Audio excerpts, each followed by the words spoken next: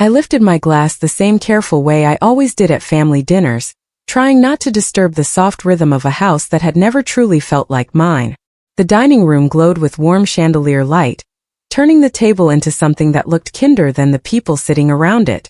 My mother's favorite holiday centerpiece rested in the middle, candles flickering gently, making everything appear warmer, more loving, almost like the kind of family people admire from a distance.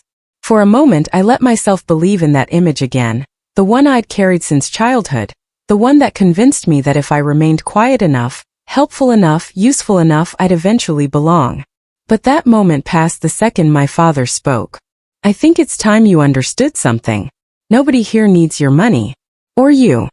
He said it casually, not with anger or spite, but with the kind of ease people use when they comment on the weather. My sister didn't flinch. She simply lifted her wine glass and gave a small, satisfied nod, the kind that told me she'd been waiting for someone to say these words for years. Heat crawled up my neck, but my expression stayed steady, the same polite smile I had worn in this house since I was a girl.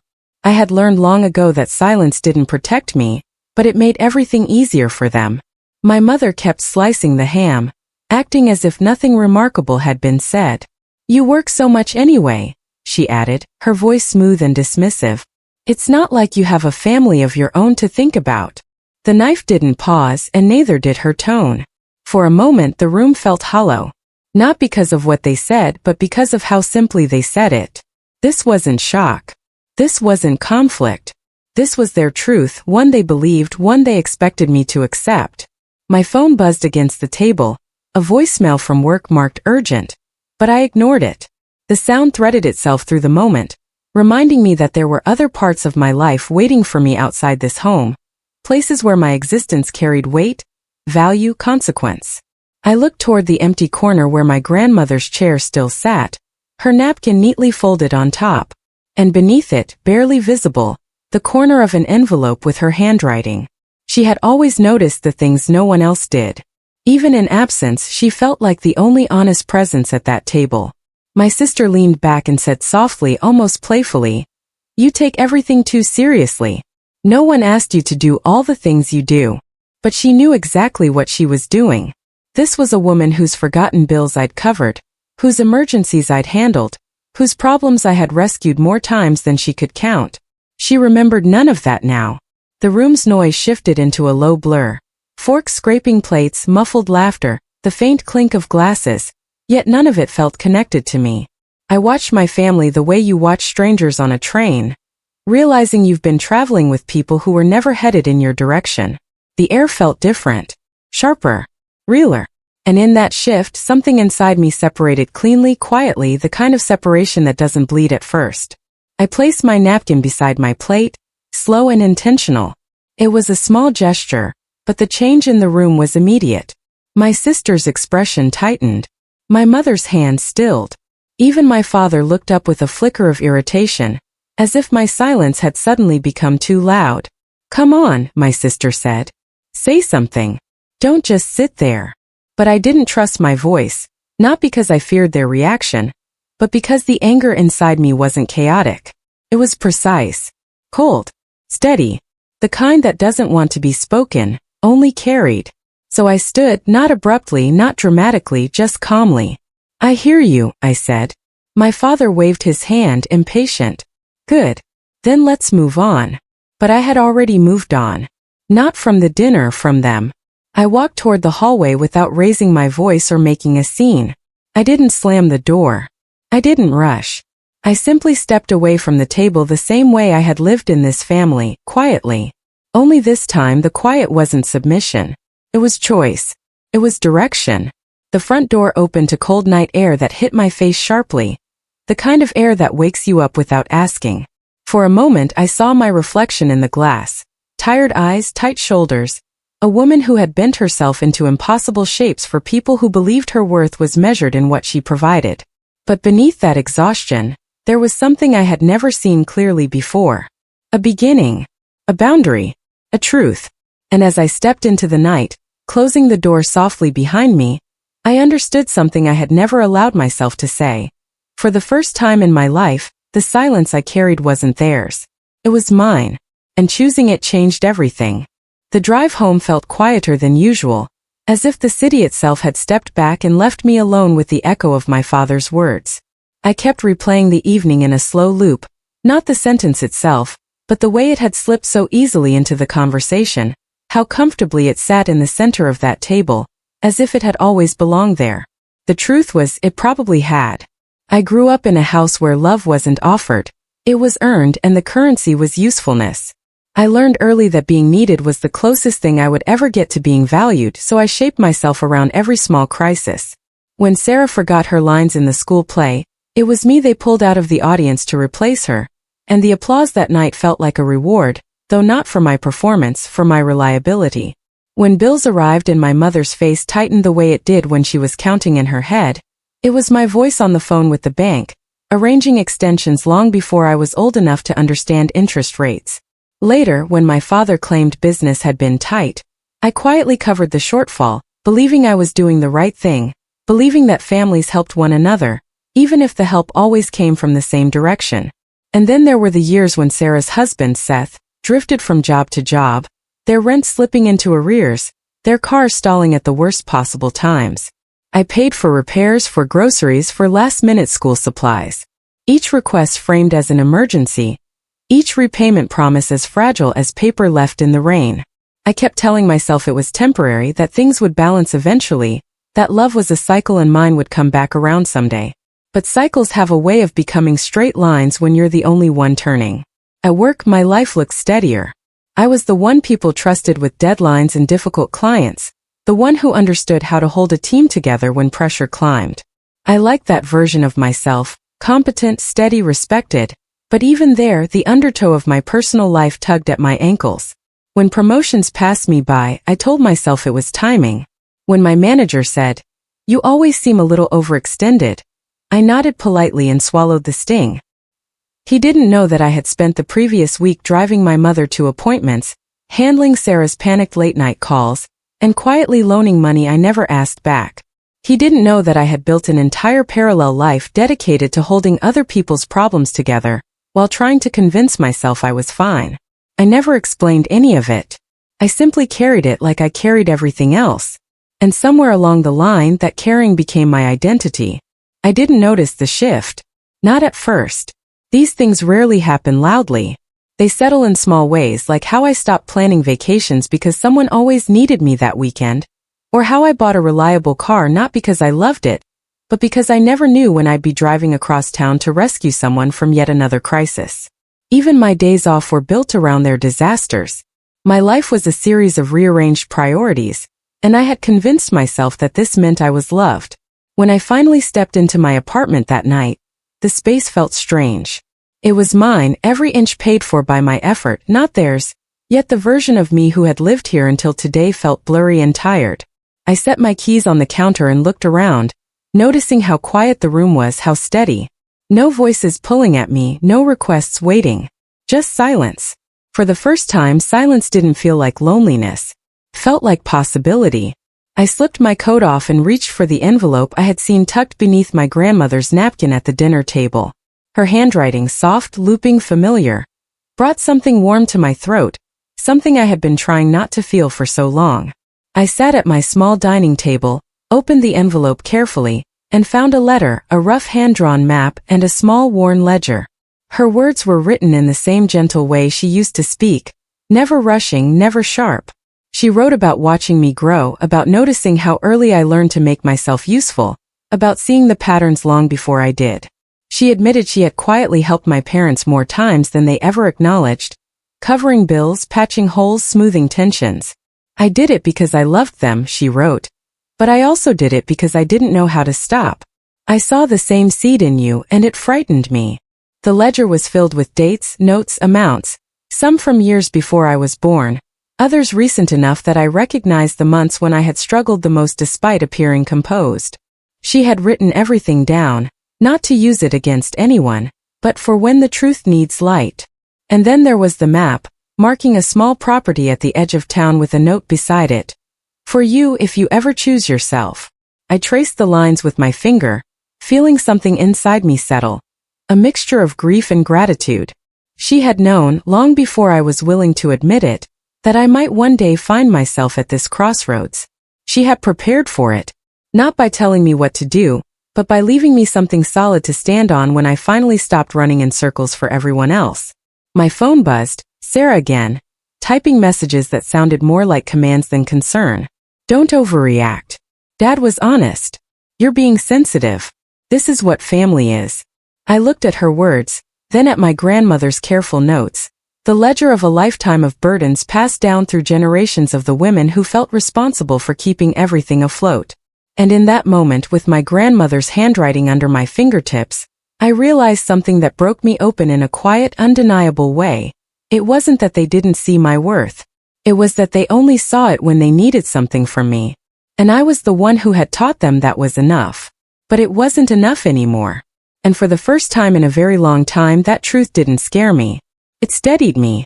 It made everything ahead feel clearer than anything behind. When morning came, the light through my curtains felt colder than usual, as if the sun itself had decided to keep a polite distance while I figured out what to do next. I sat at my kitchen table with a cup of coffee I barely tasted, the ledger open beside me, the map folded neatly at its corner, and all the receipts I had pulled from folders and emails spread out in front of me like a quiet accusation. I hadn't expected the pattern to be this clean. It looked almost intentional. Dates lining up with excuses I remembered vividly. Amounts that matched the weeks when someone had cried or panicked or insisted it was an emergency I could help with just this once. I saw the months when my own rent had felt tight because I was covering someone else's crisis, the weeks I skipped dinners or said no to plans because I needed to save a little, not realizing I was saving from myself to give to them. And every time I tried to tell myself it had only been a few moments, only a few payments, the pages told a different story. Years. Not months. Years. Quiet withdrawals from my accounts that matched the ledger entries my grandmother had written decades before. The same pattern repeating, almost inherited. A legacy of women carrying what others refused to hold. I opened my laptop and hesitated before drafting an email to the lawyer. My fingers hovered above the keys, unsure. Not because I didn't know what needed to be said, but because putting truth into words makes it real in a way thinking never does. I wrote a short message explaining everything, then attached the scanned receipts and photographs of the ledger pages. Before sending it, I stepped away from the table and walked to the window, watching the street below. People going to work, walking dogs, living their unburdened morning routines.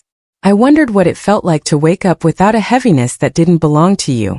I thought about the voicemail from HR still sitting untouched in my phone, and a flicker of anxiety tightened my chest. I knew what it was about. A project deadline I had missed pieces of. A meeting I had stepped out of to handle a family emergency. A performance issue they'd been politely hinting at. My life had two separate worlds, work and family, and both were beginning to show fractures created by the same fault line. Me carrying too much.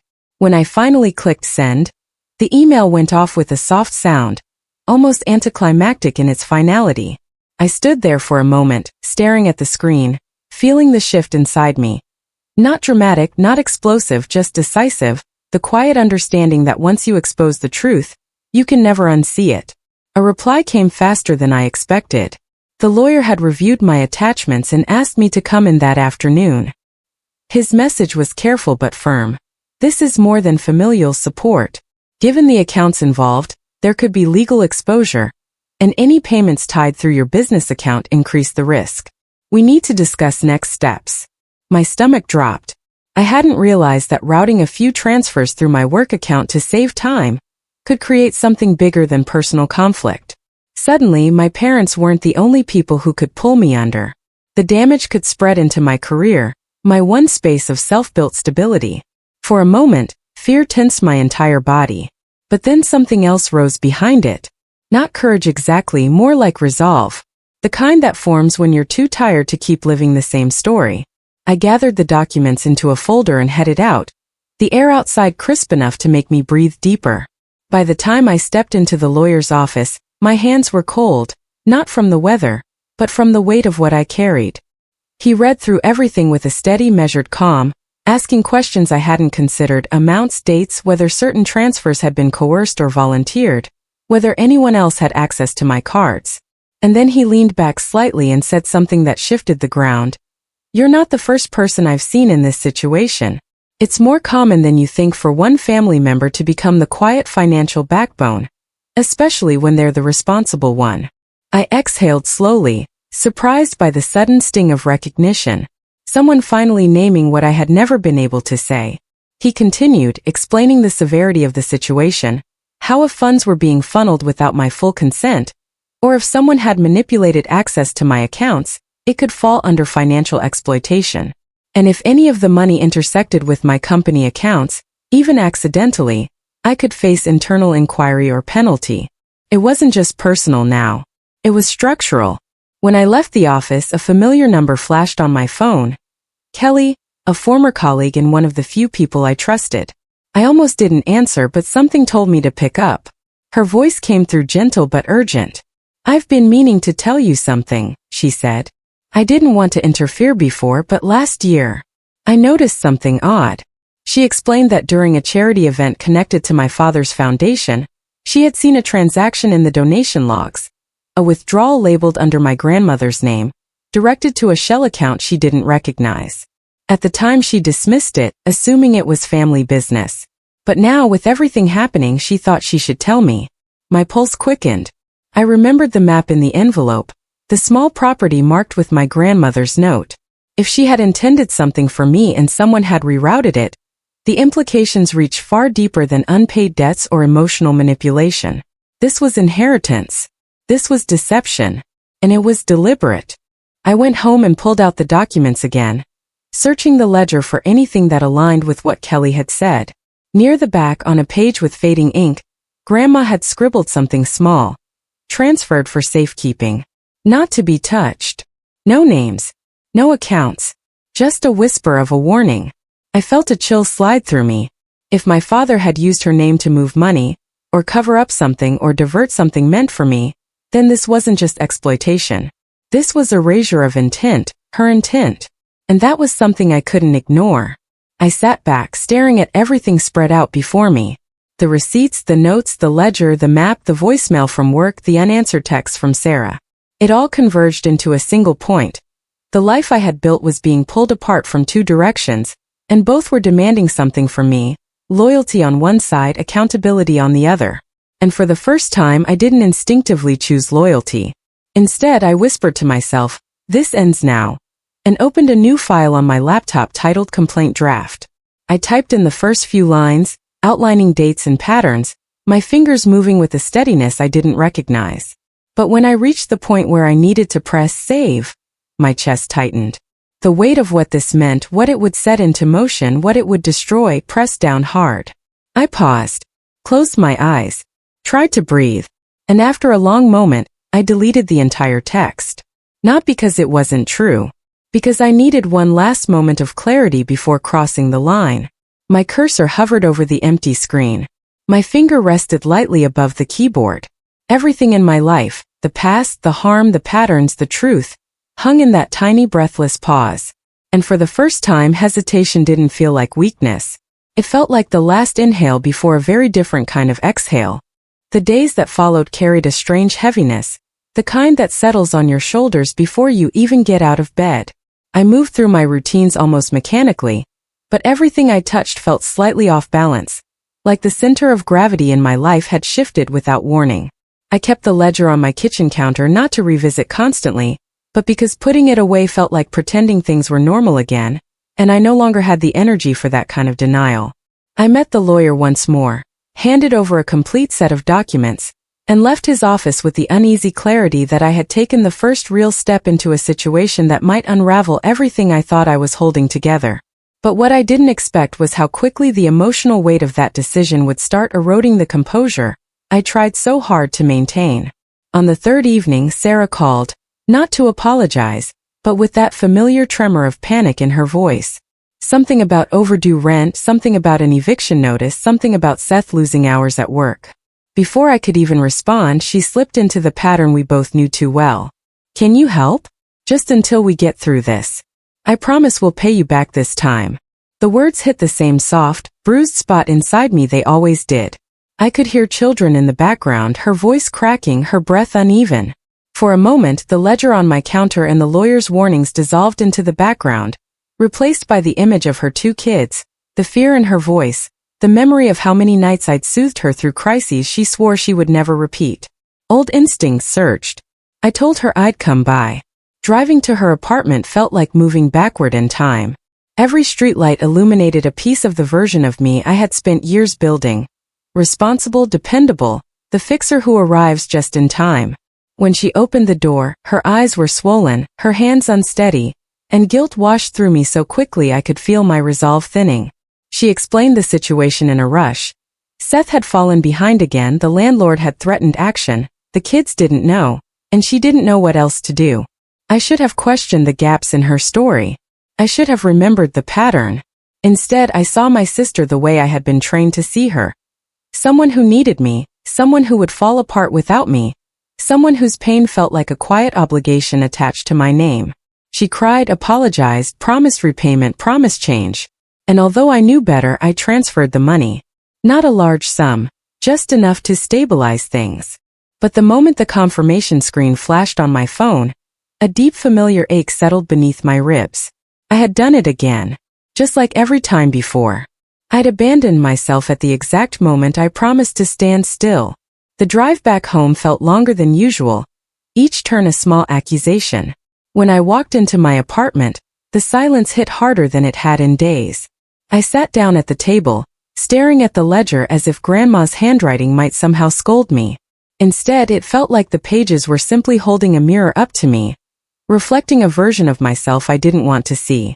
I opened my banking app out of some instinct to reassure myself, but what stared back felt like betrayal layered on top of betrayal. The payment I sent had already been withdrawn, not by Sarah, but directly by Seth into another account. My stomach dropped. The narrative of crisis I had just responded to had been a crafted moment, rehearsed perhaps, familiar enough to push all the right emotional buttons. I sat there, cold rushing through my body, realizing my relapse hadn't just been a mistake, it had been anticipated, counted on, exploited. And the worst part wasn't that they had manipulated me. It was that I had been so willing to be manipulated. I pressed the heel of my hand against my eyes, trying to ground myself, but the room felt unsteady. Doubt crawled up my spine, not about them but about me. Why had it taken so long to see the pattern? Why did choosing myself feel like betrayal, while betraying myself felt like obligation? I reached for Grandma's letter, scanning her words as if they might steady my breathing. Do not tie your worth to someone's need of you, she had written. Need can be the most dangerous form of love. I let the sentence wash over me, feeling it settle in a place deeper than thought. She had seen this in me long before I ever had. She had feared this moment, this exact moment, when love and obligation and guilt twisted into a single thread tight enough to strangle clarity. Just then my phone buzzed again. This time not with a text, but with a voicemail notification from an unfamiliar number. I pressed play expecting a robocall. Instead, a calm voice introduced himself from my bank's compliance department. There had been unusual activity. They were temporarily freezing the business-linked account for review. My chest tightened. This was the real consequence the lawyer had warned me about. Not emotional distress. Not family disappointment.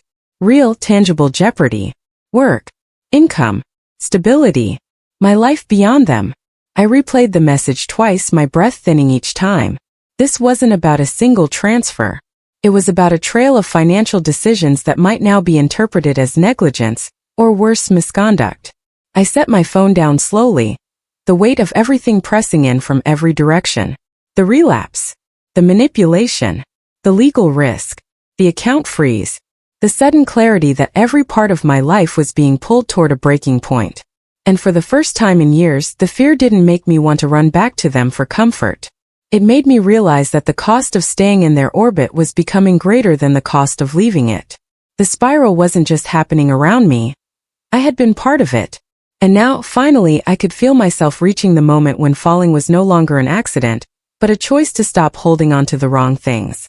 By the time the week ended, the world around me felt like it had narrowed into two quiet but dangerous fronts: my family's tightening panic and the slow, measured pressure of the bank's investigation.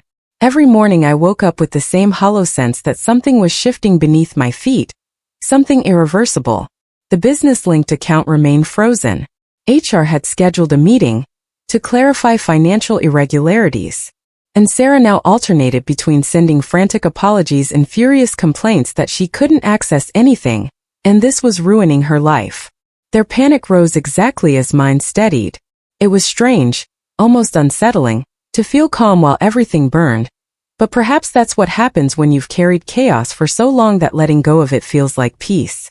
Still, I knew that if I didn't take control of the narrative, the consequences might swallow me whole. My life had reached a point where silence was no longer protection, it was complicity. So I made a decision I never imagined I'd make. I contacted the charity board where my father served as a respected figurehead, the same organization that had proudly used our family name in newsletters and fundraisers for years. I scheduled time at their monthly community meeting, a space usually filled with polite applause and financial reports. I asked for the floor to discuss a matter concerning my grandmother's legacy and the organization's financial transparency. The phrasing alone was enough to raise eyebrows and guarantee a full room. The evening of the meeting arrived with a strange stillness in the air, the kind that makes you feel as though the universe itself is holding its breath. I walked into the community hall with a folder of documents under my arm, my heart steady but my thoughts moving in quiet, sharp lines. The room was filled. Board members, local donors, volunteers, and people who simply cared about the foundation's work. And near the front, my family. My father looked irritated. My mother looked anxious. Sarah sat rigid, her jaw tight, her eyes flicking between me and the exit.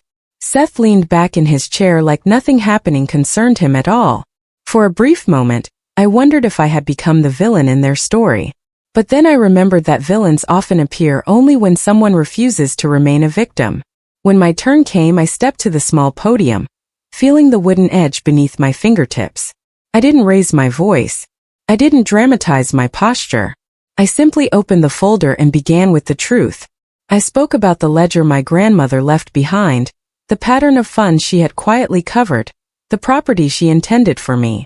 I spoke about the transactions labeled in her name after her death, and the financial inconsistencies tied to accounts connected to my father's charitable operations. I didn't accuse. I didn't embellish. I laid out facts, each one a quiet stone placed in a growing line across the table. The room grew still, the kind of stillness that only comes when everyone senses they're witnessing something that was never meant to be public. My father interrupted 3 times, first saying I misunderstood, then calling it family business, then hinting that I was struggling emotionally. I didn't respond to those interruptions. I simply continued until the entire pattern lay bare. My mother finally stood up, her voice trembling as she insisted that nothing was intentional, that I was blowing things out of proportion, that I didn't understand the pressure they were under. And for a moment guilt tugged at me, an old familiar pull, like a hand around my wrist guiding me back to my childhood role. But then she said softly, almost whispering, "We didn't want you to feel responsible. We just didn't know what else to do." And for the first time I saw her clearly, not as the orchestrator of all this, but as someone who had been carried along by my father's decisions, too afraid of scarcity to challenge anything. That recognition didn't excuse her, but it did complicate the anger. Those layers mattered. Sarah cracked next. Her voice broke as she admitted she hadn't known where else to turn, that Seth had gambled away their money, that she had been too ashamed to tell anyone. She apologized, but her apology came tangled in desperation, not accountability. And then Seth, bristling under the weight of attention, tried to frame himself as the victim, claiming he only did what he had to do because family should help each other. The board didn't buy it. Neither did I. But the chaos that unfolded wasn't clean. It wasn't satisfying. It wasn't the cinematic takedown I once imagined. It was messy and human and heavy with consequences no one fully understood yet. I presented documents showing how certain donations had been rerouted, how my accounts had been accessed, how funds labeled under my grandmother's name didn't match her real records. The board members exchanged uneasy glances. Some asked questions. Others took notes. A few donors quietly stepped out of the room, perhaps already reconsidering their association. I felt the cost of it all, not just for my family, but for the community the charity served, programs that would suffer, people who depended on the foundation's work, futures that might now be uncertain. For a moment I faltered. The moral weight pressed in hard. Was exposing this saving something? Or was I dismantling something larger than us all? But then I remembered my grandmother's careful handwriting on that map. For you if you ever choose yourself. And I understood that choosing myself didn't mean destroying others. It meant demanding the truth stand on its own, even if it trembled. So I spoke clearly, offering the board not just problems but solutions, an audit, a temporary restructuring, safeguards to protect community funds, and a separation of family involvement from financial oversight. My father bristled at that, his pride cracking in real time. But the room listened to me, not him. For the first time in my life, the balance of power had shifted, not because I had taken control, but because I had stopped surrendering it. When the meeting ended, the room buzzed with whispered conversations. My family remained seated for a moment, stunned, as if unsure whether to follow me or flee. I walked past them quietly, my folder pressed against my side. Not triumphant. Not vindictive. Just steady. My phone buzzed twice on the way to my car. First from Sarah. I'm sorry. I never wanted this. Then from a donor. We're pulling support until things are sorted out. The guilt struck sharp, but beneath it, something firmer held me upright. Truth has a cost. And I was finally done paying that cost with pieces of myself. In the weeks that followed the meeting, life settled into an unfamiliar stillness, the kind that feels both disorienting and strangely comforting, like waking up in a room you once loved but haven't stepped into for years. The board initiated a full audit, the charity temporarily restructured, and my father's position was suspended pending investigation. The fallout rippled quietly through the community. Small whispers, cautious statements, a few sympathetic emails from people who had seen the cracks but never imagined how deep they ran. At home, the distance between my family and me stretched wide and silent. Sarah sent fewer messages now, her early desperation replaced with a kind of subdued acceptance.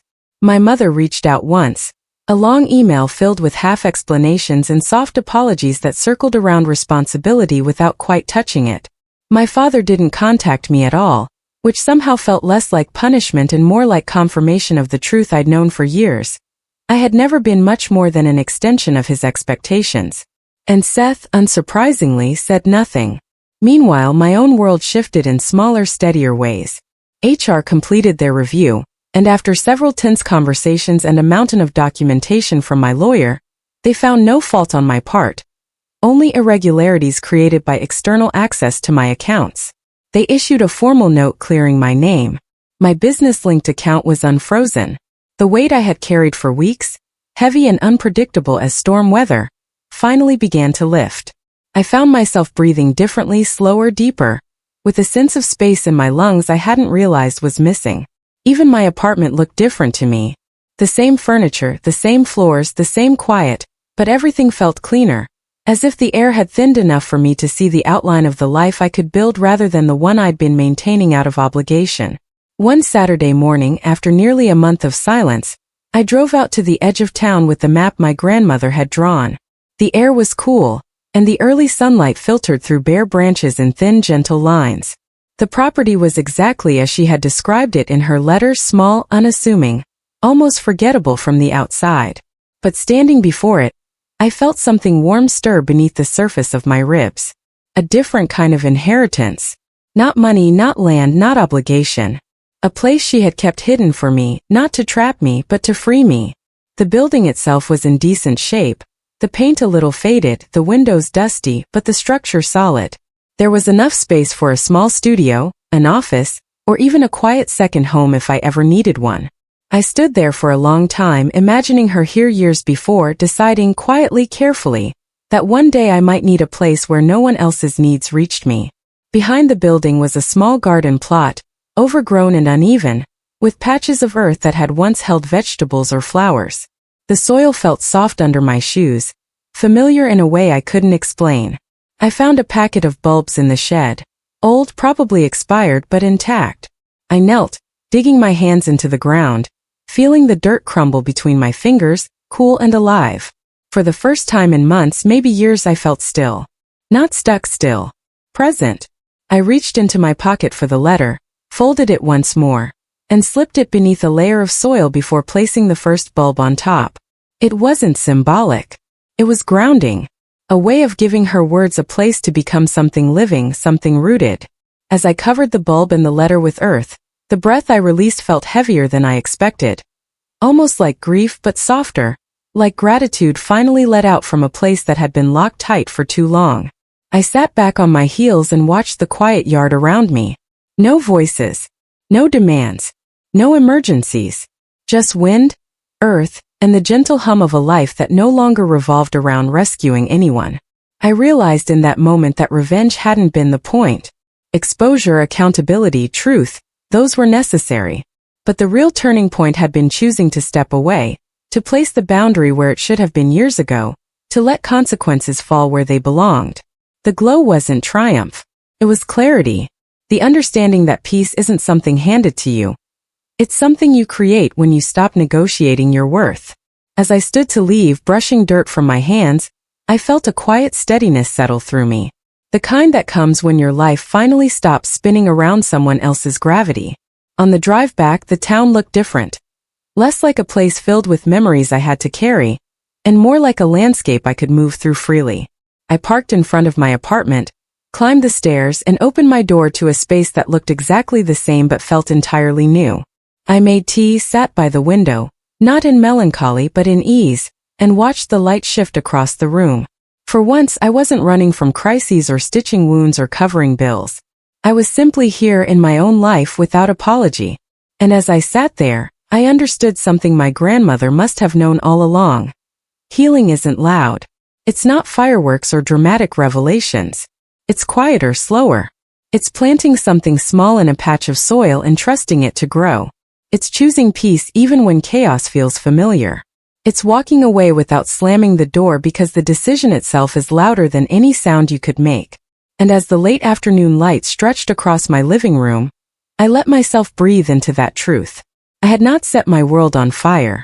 I had simply stopped carrying what never should have been mine. And in that gentle release, a new beginning took its first quiet breath. If this story stayed with you in any way, I'd truly like to hear your thoughts. Share your perspective in the comments. Your experiences help others feel seen. And tell me where you're watching from. It's always meaningful to see how these stories find their way across different places and lives. If someone in your world carries quiet strength, share this with them. Sometimes healing begins with a single moment of recognition. And if you'd like to hear more stories like this, you're welcome to subscribe. Your presence here matters more than you know.